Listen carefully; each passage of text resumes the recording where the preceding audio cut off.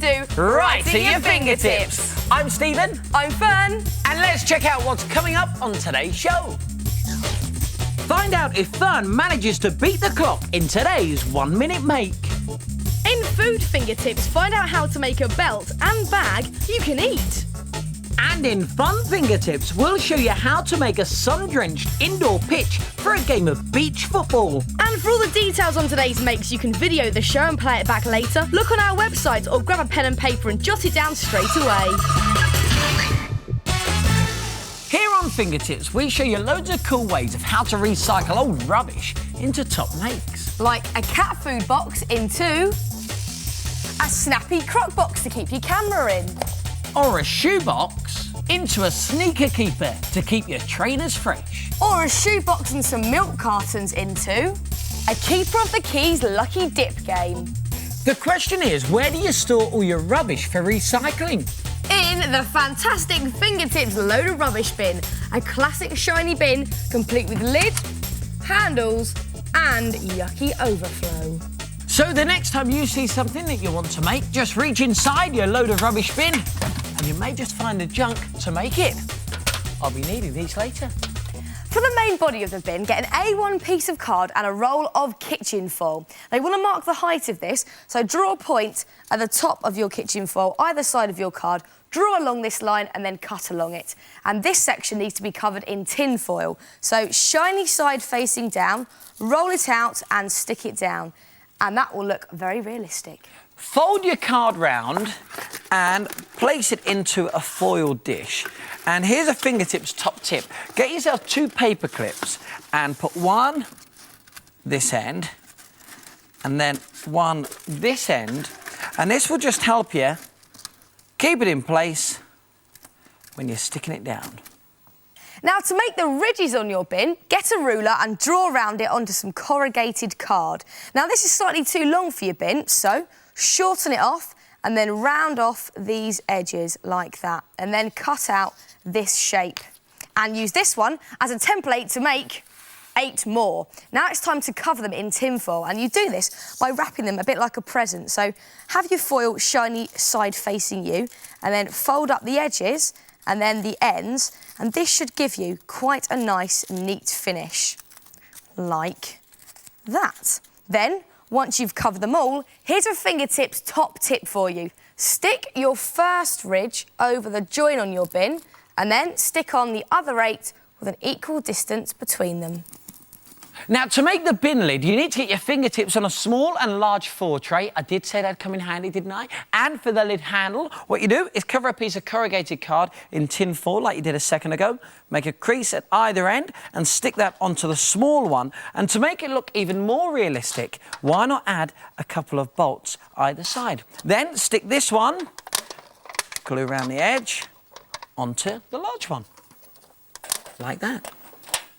It's time now to make the bin's handles. So first up, for the handles brackets, get a sweet tube and cut it in half and cover both halves in tin foil. Then get 4 bendy straws and slot them together to get a nice rectangular shape, and cover this in tin foil as well. And then you just want to slot your sweet tube bracket inside your straws like that and push them together. Then you just stick both your handles, one to either side of your bin. And there we go. This is looking great, you know. Let's just pop the lid on top. It looks so realistic, Very cool, isn't it? OK, it's now time to make the overflow. For this, you need to cover a tray in cling film and place your bin at one end, and then get some PVA glue in a bowl and a whole bottle of food colouring. And you're going to pour the food colouring in. This is great, look. Instantly colours the glue, and give it a good mix.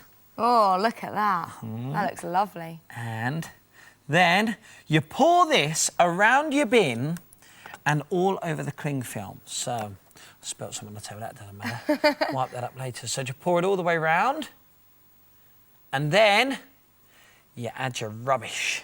And the bottle, this can be the first bit of rubbish. And you want to add your rubbish when your overflow is still wet. So just chuck it all in and put whatever you like in there.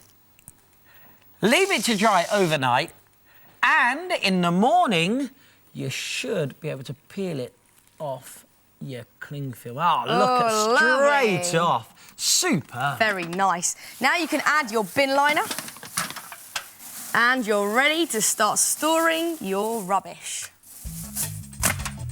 So if you'd like to stash your trash in a fingertips load of rubbish bin, you could check out our website. Just click on Top Make and you'll find all the details there. We'll give you the address at the end of the show. Or watch back your video if you've recorded today's show, or grab a pen and paper right now, because here's a recap. Cover a sheet of card in foil. Curl your card to fit into a foil dish base and secure it in place. Cut strips of card and cover them in foil to make the ridges. Stick them evenly around the bin. Make your bin lid by sticking together 2 more foil dishes and attach a cardboard handle. Make the bin handles from bendy straws and half a sweet tube covered in more foil. Thread the straws through the tube and stick one either side of your bin. To make the overflow, add food colouring to some PVA glue and pour it onto a sheet of cling film. Add your rubbish and wait for it to dry. Now just pop in a bin bag and you're ready to store your makeover rubbish. So, from old trainers to old tights, stash your trash in a fingertips load of rubbish bin. What are we going to do with these? They're my pants, thank you.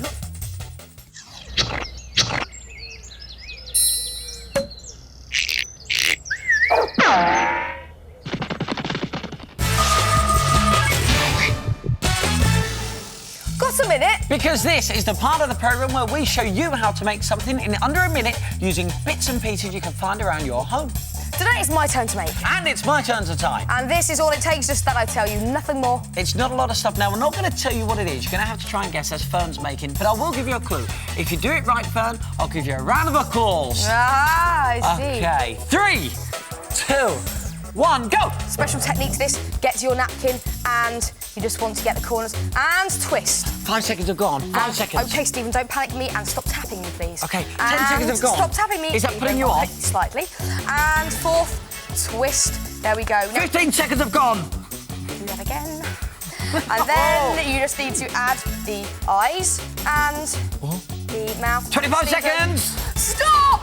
Oh, that's very good, but do you know what it is? Well, let's tell you. It is a lime dancing crab. Have a round of applause now, Oh, Steve. yes, Very much. But how do you make it dance? Using a lime. Here goes. Lime, crab on top, and you have one lime dancing crab. It does look great, doesn't it? And they're so simple. Now, we made a few more of these. Check these ones out.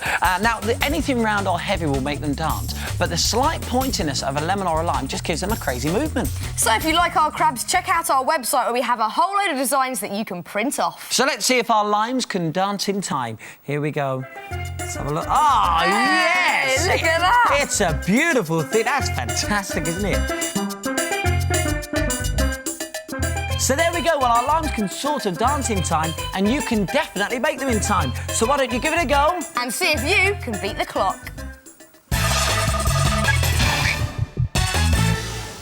What do you think of my new handbag? Look at it. Isn't it gorgeous? Very tasty. It's funny you should say that. Look at my wristband and my belt. Very nice. Now, what would you say if I told you it was good enough to eat? I don't think I'd believe us. So I think you should prove it. Go on, Fern. Not a problem. Delicious.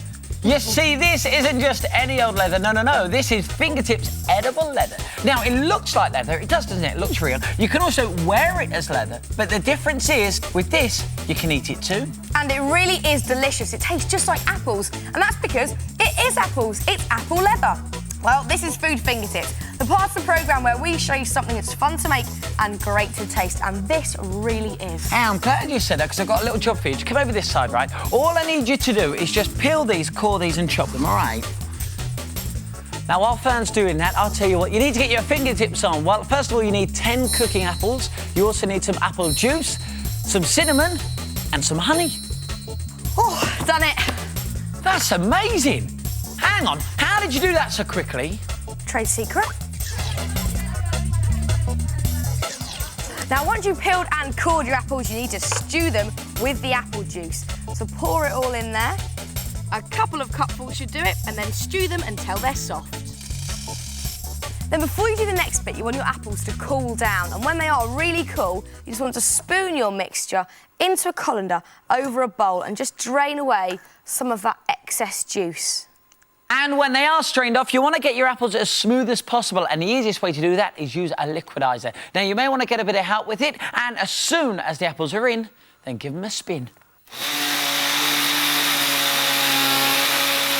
Then just taste it to test it out. I think a bit of honey is needed there, so add a bit of honey to make it sweeter. And how about a pinch of cinnamon to give it a nice flavour? There we go. Then you just want to stir the whole thing up. You then want to spread it out onto a baking tray as evenly as possible. And when you're happy with it, you want to leave it to dry. Now, this can take a while, but you can speed it up by popping it into your oven overnight at its lowest possible heat. And leave your oven door open just a little bit so some of the moisture can escape. And then when you've done that, you need to leave it for another couple of days in a warm place so it can dry out some more.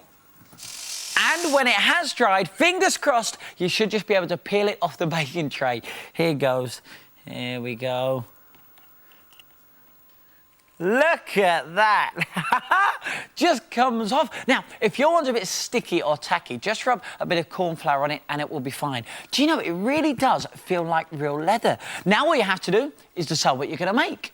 If you want to make a wristband like my one here, all you need to do is get some scissors and start snipping. It's that easy. And it cuts really beautifully. Look at that. You can cut out any shape at all you want to make different patterns and designs. And you can even use a real hole punch to make holes. You can thread it up and tie it together using licorice lace. And the more holes you make, the more different designs you can do. Check my one out. What do you think? It's all right, isn't it? And how about this? Make bigger holes and you can actually weave licorice all the way through, or even thread loads of little squares together like that one there. And if you'd like to make a bout like mine, you can stick sweets on using icing and plait licorice together to make the whole belt a lot stronger. They're fun to make and incredibly great to taste.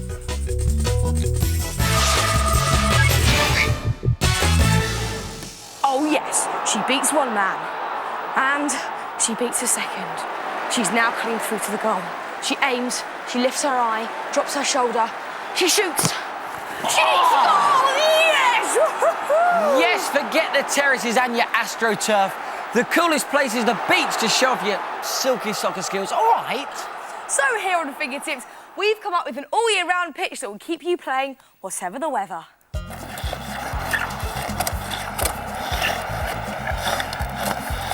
Fingertips beach football. Yep, it has the skill and excitement of table football with the added fun of palm tree goalposts and a sandy pitch. Yep, it looks fantastic, it's fun to make, and it started out like this. Just a few cardboard rolls, garden canes, and a couple of fruit punnets. And a cardboard box, and you're halfway to making beach football. Now, the bigger the box, the bigger the fun. And the first thing you want to do is take your 2 fruit punnets, these are going to be your goals, and put them either end of your box, and just mark where they sit there and there. And you want to actually cut down these lines, and with the flaps, these will be the base for your goals to be stuck on. Your players are half a kitchen roll. You need 6 players, that's 3 for each team. So once you've cut your 3 kitchen rolls in half, get a pencil and some modelling clay, and just above the halfway point, you want to make a hole. So just push right the way through, and this is where your stick's going to go, so you can control your players when you're playing beach football.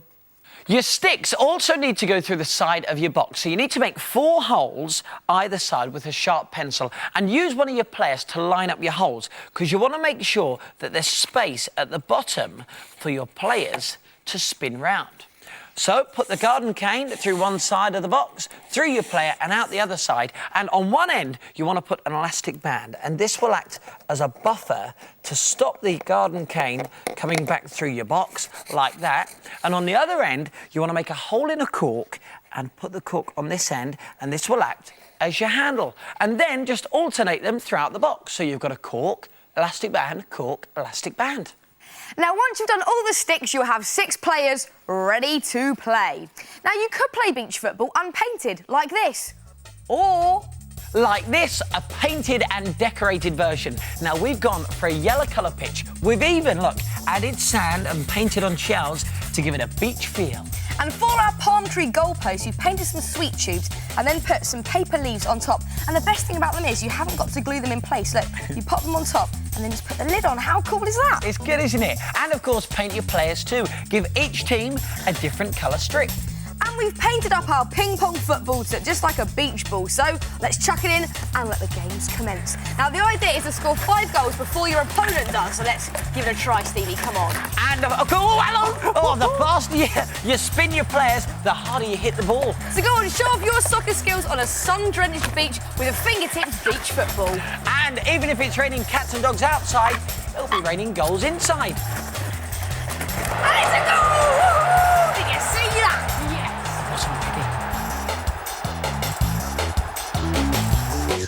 And next time on Fingertips, we'll show you how to recycle your old socks into the fantastic sockless monster. In Green Fingertips, find out how you can turn a glass of water into these beautiful ice light bowls. And in Fun Fingertips, we get totally spooked with a game of ghostly golf. Well, that's it for today's show. If you want to make anything from the programme, then check out our website. The address is on the screen now. And we'll see you very soon for some more Fingertips. See ya! Bye.